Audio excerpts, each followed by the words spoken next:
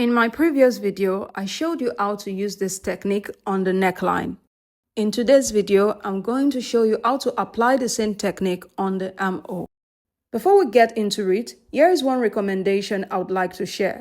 I don't recommend using this technique on more than 2 finished edges of the same garment, especially if you are a beginner. For example, if you are using this technique on the armhole, I recommend finishing the neckline the regular way and doing an understitch. Then you can use this technique on the armhole, and if you like, you can use it on the hem.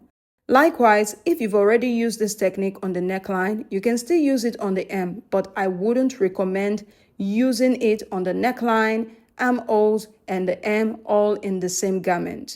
Doing so can remove too much from the lining, making it difficult to achieve a smooth, balanced finish. Of course, if you are experienced and you know how to compensate for it, you can make it work. But as a general recommendation, I suggest limiting it to 2 areas, okay? Now, to apply the technique to the armhole, the first thing you want to do is to sew your lining and fashion fabric together on the neckline.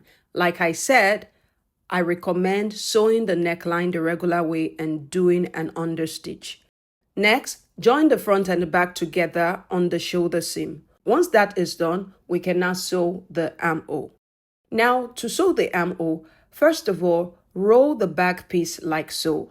And then you want to flip the fashion fabric so that the right side of the fashion fabric is laying on the right side of the lining, while the folded piece is in between. Now do the same for the front. Flip the right side of the fashion fabric so that it is facing the right side of the lining. Once that is done, align the armhole edges like so, and then we're going to start pinning. Now, this is where the technique comes into play. This is the technique that keeps the lining hidden and stops it from peeking out to the right side. So, extend the lining above the edge of the fashion fabric with 1/16 to no more than 1/8 of an inch, and then pin. Now follow this process and pin all around the armhole. Once that is done, take this to your sewing machine and sew. After stitching, trim down the seam allowance to reduce bulk, and then place tiny notches around the curve of the armhole. Finally, turn it to the right side and give it a good press. Remember, when pressing, you want to use an up and down motion instead of sliding your iron.